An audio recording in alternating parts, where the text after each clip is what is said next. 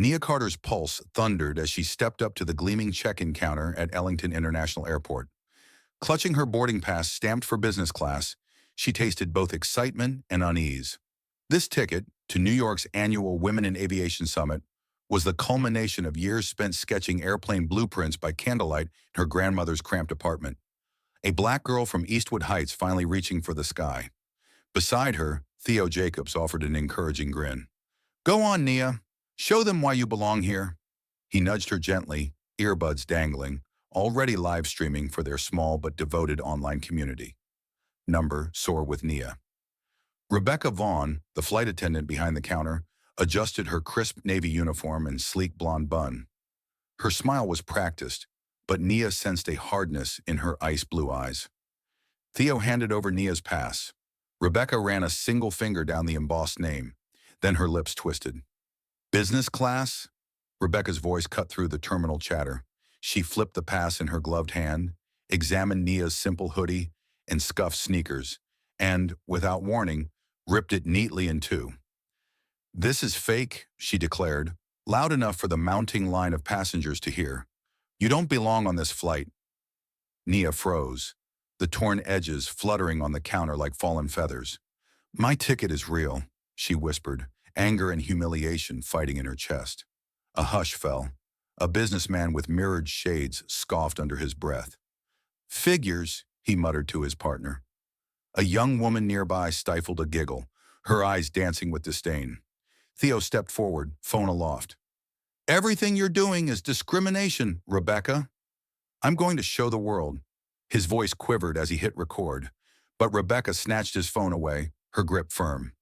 "Don't make this worse," she snarled, her tone clipped. "Security."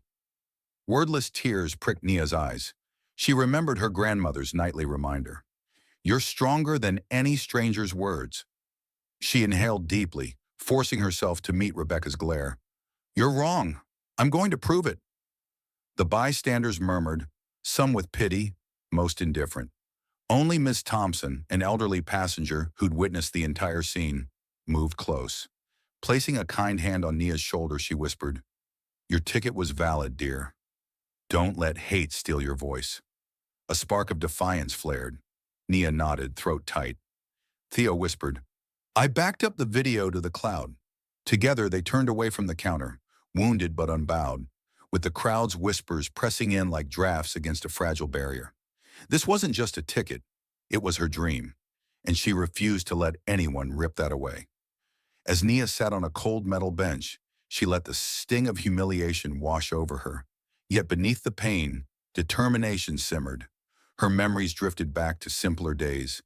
Age 10, perched on her grandmother's threadbare sofa, tracing engine diagrams by lamplight. Marcus Carter, her father, would tuck an arm around her, then murmur, "Never let someone tell you the sky isn't for girls like us." He worked in secret to build Blue Horizon Airlines from the ground up, determined to gift others the opportunities he'd fought for. Nia had always believed he was a modest executive. She never knew he owned the entire company. That revelation would come soon enough, but not before she fought this battle on her own terms. Theo's phone buzzed. The video had gone live. Justice for Nia began trending, comments flooding in. Outrage, solidarity, demands for accountability. Nia glanced up as Rebecca paced behind the counter, arms crossed, lips curled in a sneer. Airport manager Mr. Edwards emerged, tie askew, scanning the crowd. Rebecca leaned in, feigning victimhood. "Sir, she created a scene. Ticket's clearly bogus." Nia rose, shoulders squared. "My ticket is real. Check the system." Her voice, though soft, carried surprising weight. Miss Thompson stepped forward, steady and clear. "I saw her pass. It was genuine. You tore it up out of Prejudice." Mr. Edwards frowned, tapping his tablet. "Cameras at this counter have been down," he sighed. "You'll need hard proof." Nia swallowed fear. "Then call someone who cares about justice." Theo flicked his screen, projecting the video for all to see. Passengers gasped as they recognized Rebecca's unguarded cruelty. Whispers turned to calls for Rebecca's removal. Pressure mounted until Mr. Edwards relented. "We'll investigate immediately. Security, escort her aside." Rebecca's defiance crumbled. She backed away mortified as murmurs shifted from pity for Nia to collective outrage against injustice. Yet Nia felt a twinge of sorrow, not triumph. She wished she didn't have to expose someone's prejudice to be heard. Before long, Mr. Edwards returned, clipboard in hand. Ticket is confirmed. Booked under Carter family account, business class. The airline's owner, Marcus Carter. The name landed like a thunderclap. Rebecca froze, her face drained of color. The crowd turned, recognizing the magnitude of their bias.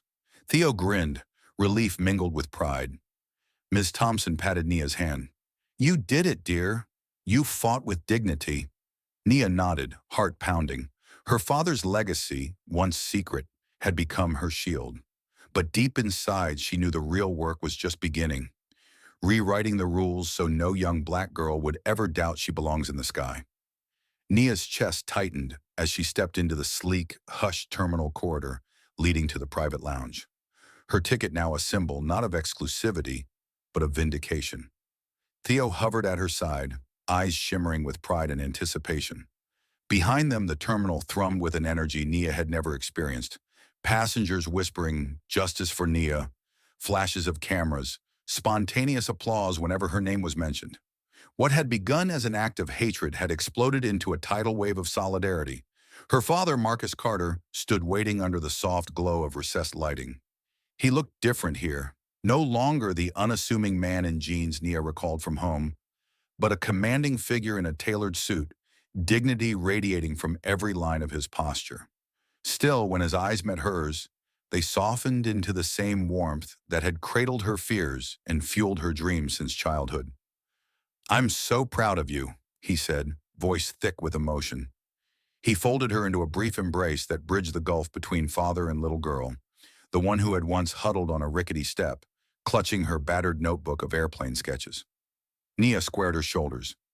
"Thank you for standing up for me." She paused, then shook her head, exhaling a little laugh. "But this journey isn't over yet." Her gaze flicked to Theo, who rigged up the live stream. SOAR, with Nia, was now more than a hashtag, it was a movement. They entered the private lounge where rows of plush chairs faced floor-to-ceiling windows overlooking the tarmac.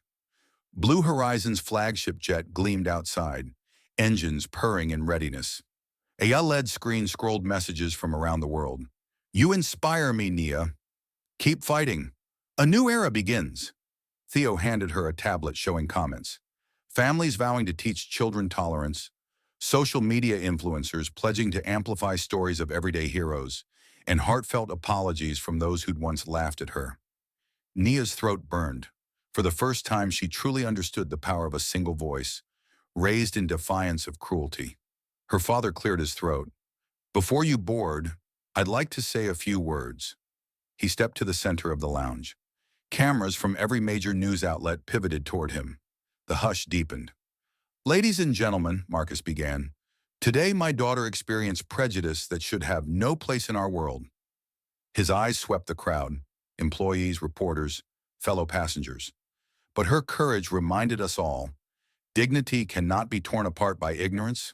It is our responsibility, every one of us, to look beyond appearances and judge by character, by talent, and by effort. A murmur of agreement rippled through the assembled faces. Marcus paused, then continued. "From this day forward, Blue Horizon Airlines will implement mandatory diversity and empathy training for all staff, begin an annual Fly with Dignity Summit to elevate voices like Nia's, and establish the scholarships for underrepresented youth aiming for careers in aviation." His tone was firm, his conviction absolute.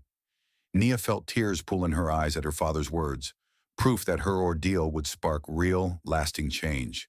She pressed her palm to her heart, absorbing the warmth of transformation sweeping through the lounge. He nodded toward Nia. "And now I invite my daughter to share her own words." The spotlight shifted. All eyes turned to Nia as she stepped forward, heart pounding like a drumbeat. She inhaled, remembering every sneer, every heated whisper in the terminal, and every kind word that had carried her through. "I never wanted my story to be about me," she began, voice trembling at first, then growing steadier. "I wanted to be a pilot, nothing more, nothing less. But when they tore up my ticket, They thought they could tear up my dream. Instead, they ignited something much bigger. Gasps and quiet oohs drifted across the crowd. What happened today wasn't just about a boarding pass. It was about respect, something each of us deserves, regardless of our skin color, our background, or how we dress. If my courage made just one person question their assumptions, if my father's actions inspired one company to train its employees to see people's worth, then this painful moment becomes a victory for everyone. Silence fell, weighty and profound. Then the lounge erupted into heartfelt applause, hand to heart, some wiping tears, others standing on their chairs in ovation. Nia felt a surge of joy unlike anything she'd ever known. It wasn't just personal triumph, it was communal awakening. A hush returned as her father stepped to her side. To my daughter, and to every young person who's ever been told they don't belong, today, you belong. Today, you lead. He gestured toward the window where the jet's engines roared to life, ready to carry Nia toward New York and beyond. Theo, ever the tech wizard, leaned in. Let's carry that voice worldwide. With a single tap, the live stream broadcast Nia's speech to millions more across the globe. Comments cascaded, "I'm proud to be human today. Change is possible. All hail Nia Carter." Nia's lips curved into a triumphant smile. She hugged Theo, then turned to the assembled passengers. "Tonight, I fly not only for my dream, but for everyone who dreams big, especially those who've been told they can't." Her voice rang clear. "Thank you for believing in me, and for believing in each other." As she walked toward the boarding ramp, the applause followed her, echoing like a standing ovation for humanity itself. Passengers rose in unison, stamping their feet, cheering until tears glistened on cheeks. The wave of support washed away every scar left by Rebecca's prejudice. Once aboard, Nia settled into her business class seat, ticket in hand, again whole, again honored. She peered out the window as the terminal receded and the cabin lights dimmed. Beside her, Theo adjusted his recording gear, capturing every moment for posterity. When the engines spooled up and the jet surged down the runway, Nia pressed her hand to the cool glass. The world outside blurred into streaks of light. In that instant, she closed her eyes and felt something shift deep within. A promise fulfilled and a mission just beginning. As the plane ascended toward the clouds, she whispered, "This is for everyone who's ever been torn down. We rise together." A year later, at that same Women in Aviation Summit, Nia stood before a packed auditorium as the keynote speaker. She had designed her own prototype for sustainable aircraft and now had offers from top aerospace firms. Yet she opened her talk not with equations, but with her story. When someone rips up your ticket, they can't rip out your spirit. They can't erase your worth.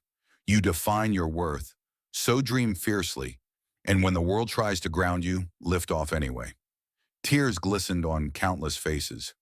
The ending of her video, her triumphant ascent from a shattered ticket to the flight of her life, left viewers feeling exhilarated, moved to both love deeply and rage against injustice. Because Nia's victory wasn't just hers, it became theirs. And as the credits rolled, one question lingered. When will you rise above?